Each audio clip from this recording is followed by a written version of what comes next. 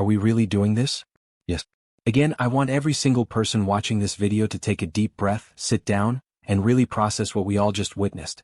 What was supposed to be a legendary, unforgettable, and deeply celebrated night in the history of women's professional basketball was completely hijacked, violently sabotaged, and ultimately ruined.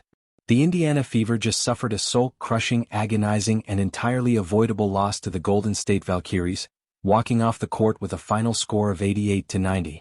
But let me be entirely clear with you right now, and I need you to listen closely. The final score does not even begin to tell the real story of the absolute disaster we just witnessed at the Chase Center. We are talking about a night where individual greatness and historic achievements were completely overshadowed by pure incompetence, catastrophic coaching, and an officiating crew that seemed determined to steal the spotlight. Let me start with the history because the history needs to be documented, respected, and recorded even in a losing effort. Tonight, Caitlin Clark made WNBA history at the Chase Center in a way that should be headlining every major sports network on the planet. She recorded her 500th career assist in the first half of the basketball game. But it is not just about the raw number. It is about the context, the speed, and the sheer unprecedented dominance of what she is doing. By delivering that pass, Caitlin Clark officially became the fastest player in the entire history of the league to reach both 1,000 career points and 500 career assists. She did it in just 59 games. Let that massive number sink into your mind for a second. 59 games. Sue Bird, widely considered one of the greatest, most fundamentally perfect point guards to ever pick up a basketball, needed 82 games to reach that exact same milestone. Sabrina Ionescu, the walking triple-double machine, needed 84 games. Dawn Staley, a Hall of Fame legend and an icon of the sport, needed 101 games. Clark needed 59, that is 23 fewer games than the greatest point guard of her generation. It is a historic milestone that belongs in the conversation with the greatest, most unbreakable records in women's professional basketball. For the Fever, Caitlin Clark did make history tonight. We're gonna talk about it, man. In an iconic fashion, she ended up making her 500 assists to Sophie Cunningham. But the referees is still in the show. Just ultimately still in the pace at which Clark is accumulating these milestones is mathematically unprecedented. She is the first player in WNBA history with multiple games of 30-plus points and 10-plus assists in the same season. And she is doing all of this while operating as the undisputed #1 target for every single defensive coordinator in the league. Tonight, despite the relentless, suffocating defensive pressure, she finished the game with 16 points, pulling down 4 rebounds and dishing out 6 assists. She also added 3 crucial steals to her defensive resume.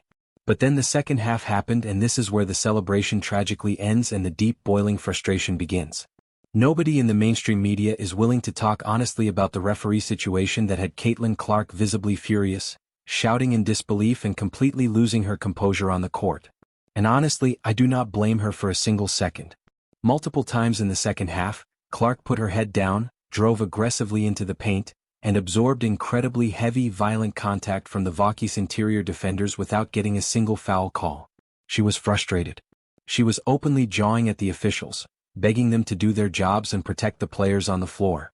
She eventually drew a deeply controversial technical foul in the second half for her completely justifiable reaction to a blatant no call on a drive where she was clearly undisputedly hit on the arm. That single technical foul cost the Indiana Fever 2 crucial foul shots in a game that ended with a final score of 88-90. Those 2 points could have completely changed the outcome, the momentum, and the entire narrative of the evening.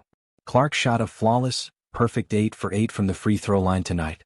But the number of times she drove into the paint, absorbed body blows, and did not get sent to the line was clearly astronomically higher than 8. The officiating in San Francisco inside a deeply hostile building with the Valkyries desperately defending their home court was absolutely not consistent with the respect a player of Clark's caliber should be receiving. It is a terrifying pattern of physical neglect that has been visible since the opening night of the season, and it was documented perfectly for the whole world to see tonight. But as angry, furious, and disgusted as we are at the referees, we have to talk about the absolute buffoonery coming from the Indiana Fever sideline. We have to talk about the head coach. Stephanie White put on an absolute masterclass tonight in how to mismanage a close, highly competitive basketball game. The strategic rotations were not just confusing, they were entirely baffling and deeply destructive to the team's offensive flow. 24 fouls called on the Fever tonight. Excuse my language, bro. 19 co-calls. We're now 20 on Golden State. Just I'm furious right now, bro, because that's how bad this game has been. Stephanie White put Kaylin on the ball. Stephanie White put Kaylin off the ball. Like damn. Stephanie, make up your mind. Did Caitlin Clark sat majority of the damn third quarter? This was just buffoonery. Just 1 minute, Stephanie White has Caitlin Clark running the point guard position, dictating the pace of the offense, reading the defense and creating wide open looks for her teammates. The next minute, she puts Caitlin completely off the ball, standing idly in the corner like a catch-and-do-it role player, watching the offense stagnate into isolation basketball. But the absolute most unforgivable, mind-boggling sin of the night was White's inexplicable decision to sit Caitlin Clark on the bench for the majority of the deeply crucial third quarter. You have the greatest, most lethal offensive engine in the world at your disposal. You have a player who just made league history and you are treating her like a secondary piece in your rotation. Because of this chaotic, broken mismanagement, Caitlin could never find her true shooting rhythm. She was forced to play cold, completely out of sync against a defense that was specifically designed to break her down. She finished the night shooting a highly uncharacteristic 3 for 12 from the field, including just 2 for 6 from behind the three-point line. Matt. I'm hella mad. Look at this. Look at I am. How the hell can we win when they look at this flop? You ain't even get hit. She ain't even get hit in the head, dog. She ain't get hit in the head. Y'all see this, bro? This has been all day. This has been all day, bro. But the coaching malpractice does not stop with Caitlin Clark. Oh no. It gets so much worse. Look closely at the box score.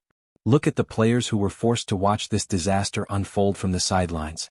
Grace Van Slutton, the highly athletic forward that the Fever front office signed specifically to address their massive front court depth problem, was handed a DNP coach's decision. She did not play a single second. Tasha Harris, DNP coach's decision. Dyrus Dantas, DNP coach's decision. The Fever used only 9 active players and kept 3 incredibly capable, promising contributors locked on the bench in a 2-point grueling road loss. The entire reason the Fever made roster moves was to add front court athleticism and defensive versatility. That athleticism was completely unavailable tonight because Stephanie White stubbornly chose to give them absolutely 0 minutes. Every single time the Fever lose a close game, the conversation instantly returns to the bench players who could have helped, who could have changed the momentum but simply did not play. And while the coaching staff was lost in their own confusion, the Valkyries were executing an incredibly physical, punishing, and borderline dirty style of defense. Veronica Burton made it her absolute personal mission to be a relentless nightmare for Caitlin Clark all night long. She was physical. She was grabbing jerseys and she was crossing the line multiple times. Look at this. Look at this, bro. Official review 4 hit her all eye in the face. Veronica Burton been on one all game with Caitlin Clark. All game. Veronica Burton made it her business to disrupt Caitlin and be just a thunderstorm, all game to her. Bro, I can't stunt. She bought. Veronica Burton definitely ball.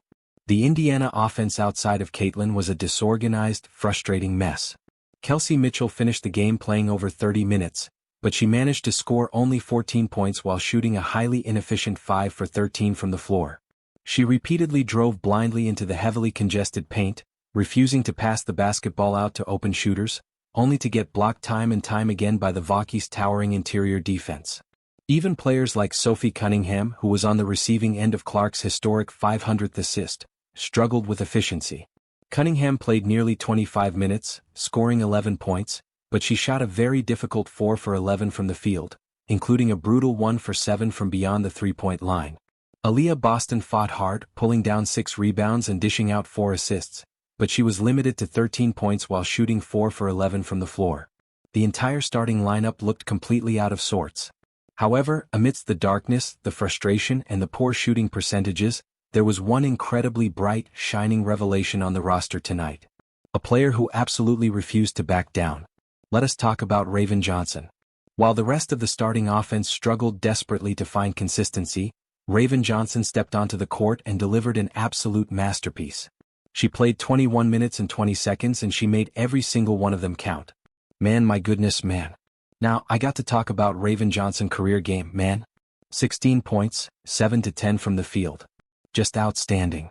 She shot 90% from 3. Now it's a 2-point game.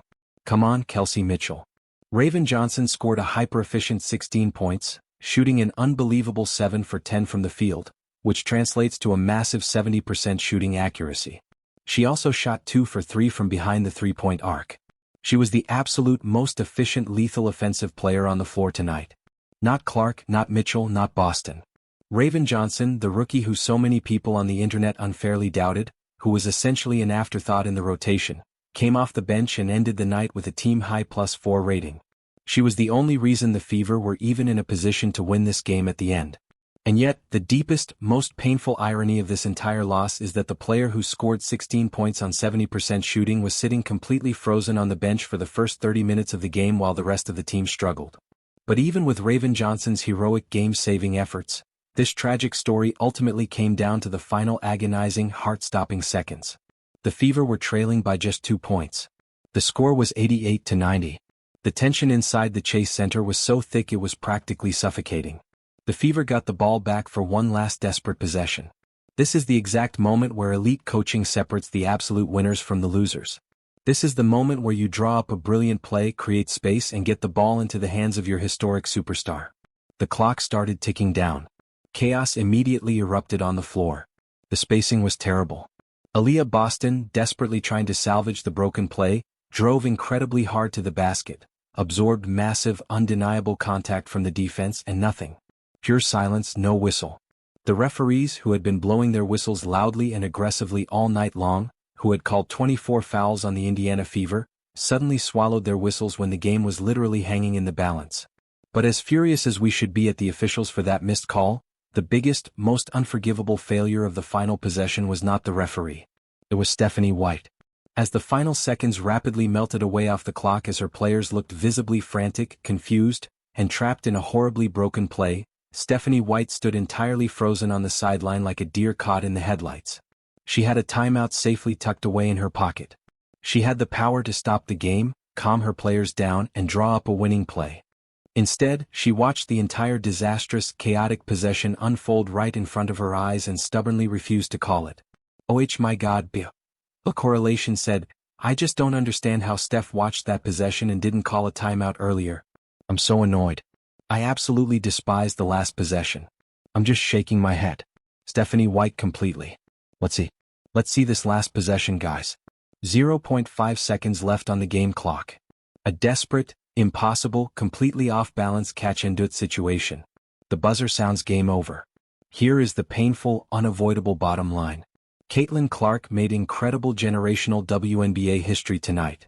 She became the fastest player ever to reach 1,000 points and 500 assists, surpassing the absolute greatest legends to ever play the game.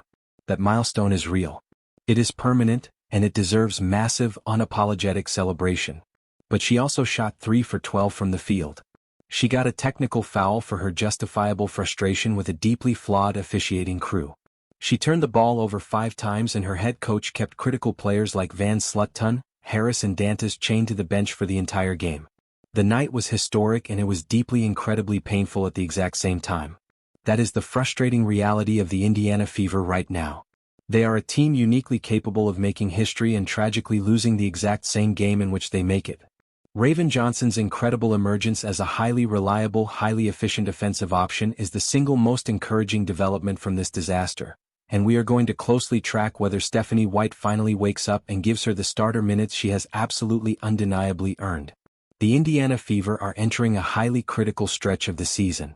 The next game matters enormously for team morale and playoff positioning, and WNBA Pro will be right here, breaking down every single play, every single rotation, and every single controversial whistle. This is WNBA Pro. If you want the real unfiltered post-game analysis that celebrates the historic achievements, but holds the coaching staff fiercely accountable in the exact same breath, you need to smash that subscribe button right now. I want to hear from every single one of you. Drop your rawest, most honest take in the comments below. Does Caitlin Clark's WNBA history record get completely overshadowed by this heartbreaking loss? Or is the historic milestone the only real story we should care about today? Do the referees need to be investigated by the league office? And is it finally time to have a serious, uncomfortable conversation about Stephanie White's future as a head coach? I want every opinion. Hit the notification bell because the Fever desperately need to stop giving away these close games and we are going to cover every second of the fallout. I will see you in the next.